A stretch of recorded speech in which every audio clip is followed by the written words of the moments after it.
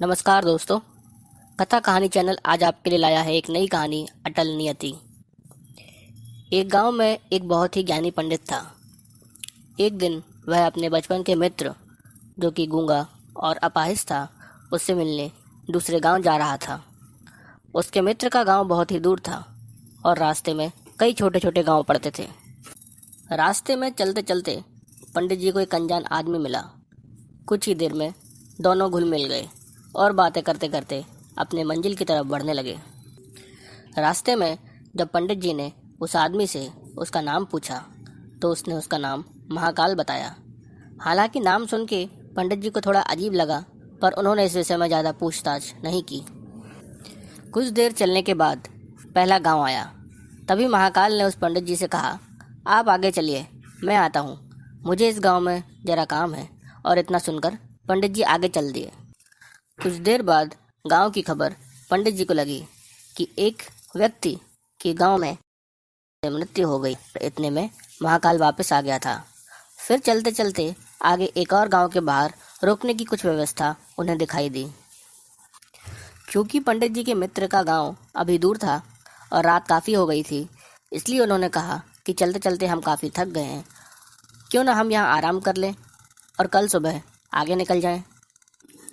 महाकाल ने पंडित जी से कहा, मुझे इस नज़दीक के गांव में कुछ काम है, मैं वो ख़त्म करके आपसे मिलता हूँ।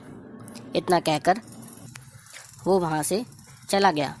लेकिन उसके जाते ही कुछ देर बाद उस गांव में आग लगने की खबर आई, जिसमें कई लोग मारे गए। इस बार पंडित जी को दाल में कुछ काला लगा और जब महाकाल और पंडित जी सुबह अपने मंजिल की तरफ बढ़ रहे थे तो उन्होंने उससे कहा, तुम जहाँ भी जाते हो वहाँ कुछ ना कुछ हानि होती है और कोई ना कोई मर जाता है, तुम कौन हो?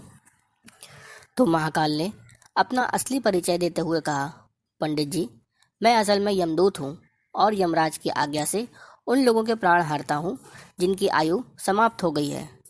ये सुनकर यूँ तो पंडित जी हक्के बक्के रह गए, परंतु उन्होंने हिम्मत जुटा के अपना बचा खुचा संशय दूर करने किसी तरह यमदूत से पूछा कि अगली मृत्यु किसकी है।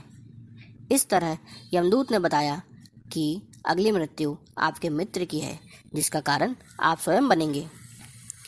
ये सुन के पंडित जी ने सोचा, कम से कम मैं अपने मित्र की मृत्यु के कारण ना बनूं, और इसलिए पंडित जी पीछे की ओर मुड़े। परंतु जैसे ही पंडित जी पीछे की ओर मुड़े, उनका मित्र उनकी तरफ ही आता हुआ दिखाई पड़ा, जो पंडित जी को देखकर काफ़ी प्रसन्न लग रहा था। उसकी गति देखकर ऐसा प्रतीत हो रहा था कि वो काफ़ी समय से उनके पीछे आ रहा है, पर चूंकि वो गूंगा और अपाहिज था, वो ना ही आवाज़ दे पा रहा था और ना ही उन तक पहुंच पा रहा था। जैसे ही वह पंडित जी के पास पहुंचा, उसकी मृत्यु हो गई।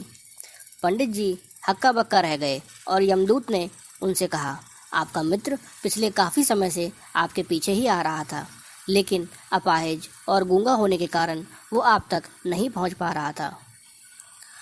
उसने अपनी ताकत से कहीं अधिक कोशिश की और अपनी गति सीमा लांघा, और इस कारण उसकी हृदयघात के कारण मौत हो गई।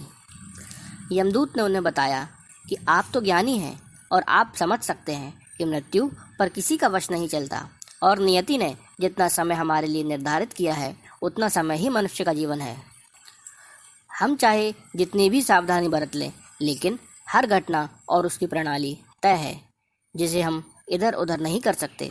इसलिए हमें सदैव अच्छे कर्म करते रहना चाहिए। ईश्वर ने हमें हमारे भविष्य जानने की शक्ति नहीं दी है, ताकि हम हमारा जीवन बिना मृत्यु के भय के बेहतर तरीके से जी सकें। जय श्री राम।